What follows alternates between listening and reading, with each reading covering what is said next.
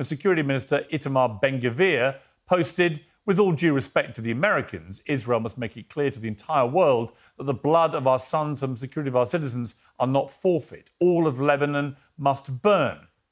Besides the casual threat of genocide, Israel's opposition to peace has practical implications.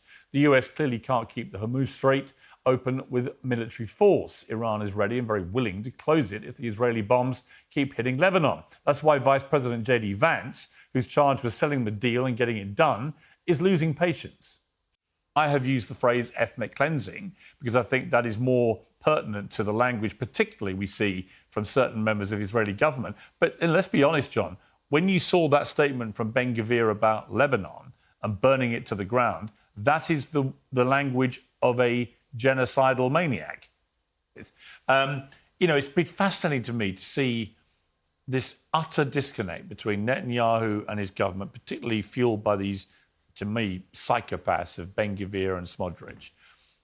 I do know Israelis pretty well. They have a very strong sense that in order to live in that neighborhood, you have to understand the calculus of the local mindset. Yeah, but when Ben-Gvir issues a statement in which he says all Lebanon must burn, he's just advocating genocide.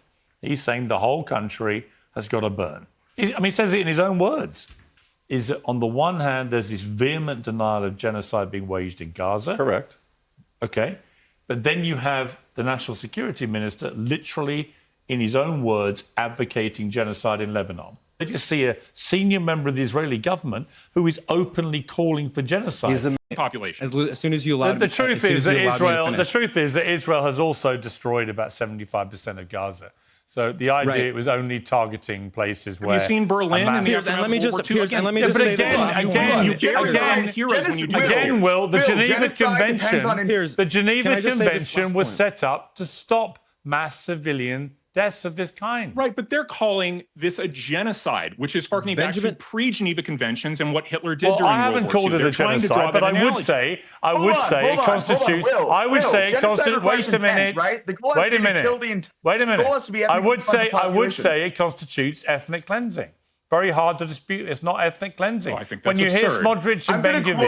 Smotrich and Ben-Gvir have been very clear. They want to get all the Palestinians out of Gaza and get them all out of the West Bank. That's ethnic cleansing.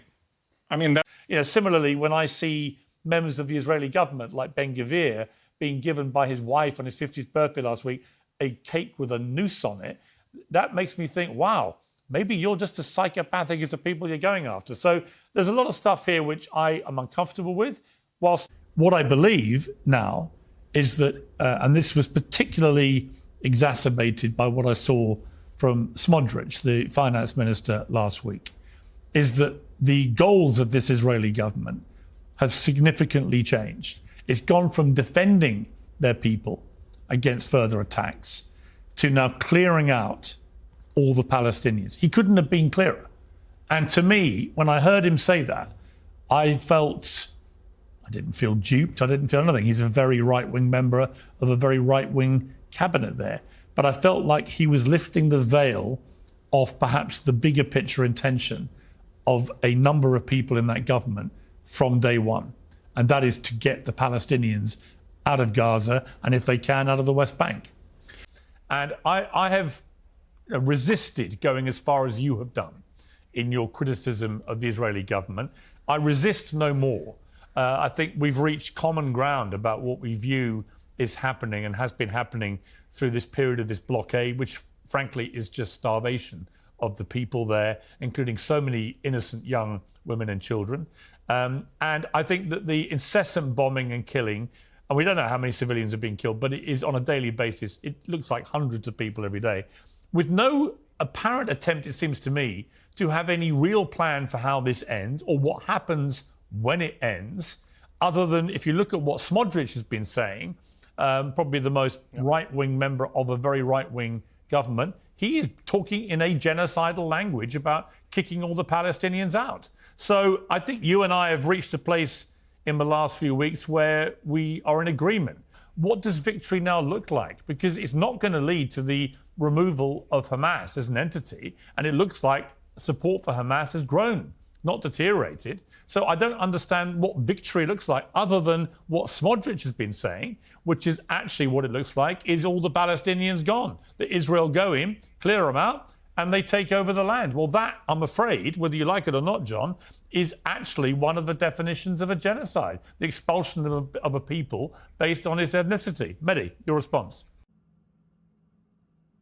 But what many people say, including some of your closest allies in the world, is that you've gone way beyond any proportionate act of self-defense in Gaza, that you are now waging what many people believe is either a genocide or an ethnic cleansing. You now have openly members of the Israeli government, Smotrich and Gvir in particular, who are detailing in a gleeful manner their plan to take charge and control of the West Bank, of the Gaza Strip, to remove all Palestinians. This is ethnic cleansing they're talking about. It's not even ambiguous. They're not even trying to hide it. So what do you say to that, Ambassador? You raised a lot of issues. Let me answer all of them. First, don't look at the words of ministers or members of Knesset. Look at the decision of the Israeli cabinet. That's how it works in our democracy. The cabinet decides about the goal of the operation, and the military moves forward or backward. That's regarding the statements. A lot to unpack there. I think one of the more interesting things that's come out in the last 24 hours are the words, once again, of the finance minister, Bezalel Smotrich, saying that his plan, as a direct quote, his plan is for large parts of Gaza to remain under our control and sovereignty, and we can settle them. And that this has been, I know it's been a fear that you have expressed from day one of this, after October the 7th, that actually Israel and its hard right government ministers would move to try and take over Gaza and indeed the West Bank. When you hear people like Smotrich, it's very hard to dispute that's exactly what he wants to do. And we've heard these arguments, obviously I've heard them a lot in the last 3 years in particular.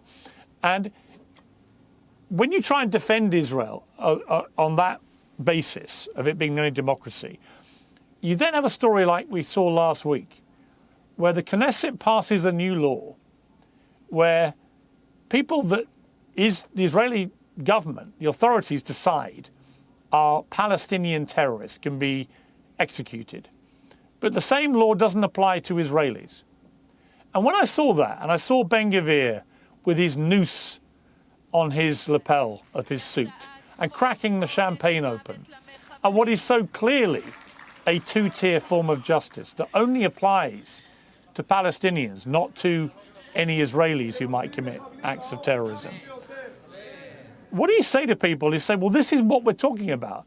There's a two-tier society in the minds of people like Gvir, where the Palestinians are at a lower level and they can be treated differently to Israelis. Has been given over 70,000 aid trucks. Do you hear that? Yeah, 70,000 aid trucks. He's talking about a hospital. Let me respond. What country does that? A country that has a woman being chopped off into pieces and babies being chopped off into pieces, men beheaded, elderly people are being kidnapped. Do you know what we had to watch? Yes, He's talking about what the Gazans are being through, but what about the Jewish nation that have buses been blowing up for the last 70 years? Yes, okay, let me respond.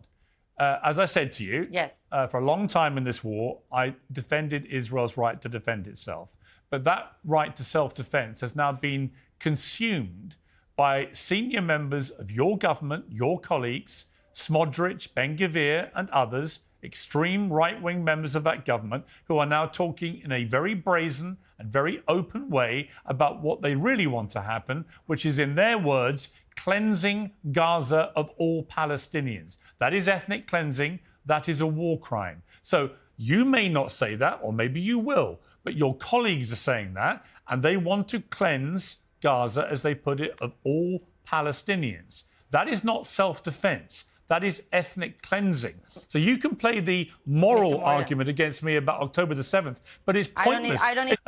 They're now talking openly through people like Smotrich, the finance minister, of ethnically cleansing the entire Gaza Strip of all Palestinians, which is a war crime if they try and do that. They try and kick them all out.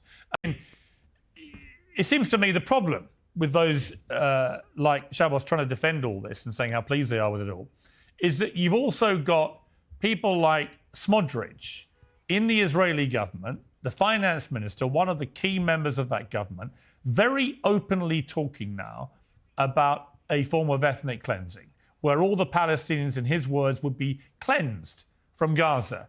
And this is clearly, it seems to me, becoming ever more obviously what the bigger plan may be here, which is that actually Israel's defense forces make it so uninhabitable, Gaza, by just blowing it all to pieces, that actually they say, well, you can't go back and live there to the Palestinians. You're going to have to all leave. And then they leave, and then Israel takes it over. I think that's exactly what people like Smotrich want, and that is not a form of self-defense to what happened on October the 7th. It's an ethnic cleansing of a population out of their homeland. What do you say to that?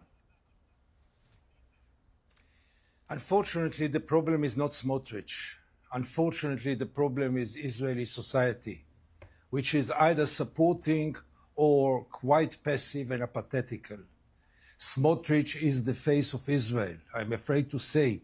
He says loudly and in a very vulgar way things that you can understand for many, many other Israelis, maybe the majority. Most likely. Do you think the actions of Gvir and Smotrich in particular, who are senior members of your government, do you think that their actions, which I have viewed as increasingly psychopathic, do you think they are a major contributing factor to why Israel's getting more unpopular?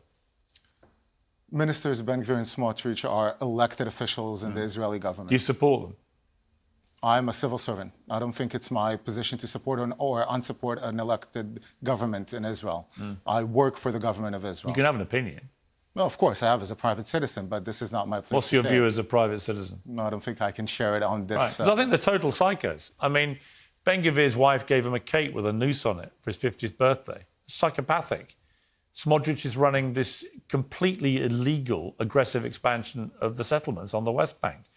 Gvir posted a video gleefully of him laughing as a young female detainee was being literally abused in front of our eyes by IDF and thought that was fine. Even prompted Netanyahu to condemn it because he couldn't do anything else. The guy had posted it himself. These are psychopaths. 5 of Israel's allies, including the United Kingdom, have sanctioned 2 senior members of the Israeli government. Finance Minister Smotrich and Security Minister Gvir are accused of inciting extremist violence and serious abuses of Palestinian human rights. Both have called for the aggressive expansion of Israeli settlements in the West Bank. Smotrich says that Gaza will be entirely destroyed and that not one grain of wheat should be allowed in. That's genocidal language. And the result is an extraordinary situation in which two of Israel's top ministers are now banned from travelling to countries that Israel counts as friends and allies. The United States, Israel's oldest and most important ally, is rapidly running out of patience too. President Trump might be the only person outside of Israel who can end this war. This week he called Netanyahu to tell him that a ceasefire and a hostage deal are not enough. He expects the war to end. We've heard Smotrich, the finance minister, openly talking about, in his words, cleansing Gaza of Palestinians, which many have taken to be an admission of an intent to ethnically cleanse the area. What is the difference between genocide and ethnic cleansing? It seems to me, and I don't know what your assessment would be, but it seems to me that Benjamin Netanyahu has been hijacked by some very right-wing people like Smotrich, Gvir and others in this cabinet, who have always spoken in a kind of genocidal language about their aspirations for what should happen in Gaza and to the Palestinian people. And that Netanyahu has been dragged, as you say, for personal motivational reasons to their way of thinking, because he knows the moment the war is over, then he will be held accountable for what happened on October the 7th. And secondly, he will be facing a corruption trial himself, as you said. So there's no motivation for him to end the war. And now it seems that the whole attitude from the Israeli government is being fueled and driven by these very right-wing people like Smotrich and Gvir, who really do want to see all the Palestinians out of Gaza. But this Israeli government is out of control We saw and heard from the words of Smotrich last week, the finance minister, a very clear mission statement to clear out all the Palestinians from Gaza. That is a form of genocide, whatever. You're a lawyer. You'll probably tell me it doesn't meet the exact legal criteria of the word genocide. But if you're clearing out an entire people based on their ethnicity from where they live, that to me and most people around the world who don't have a horse in this race is a form of genocide. What do you say to that?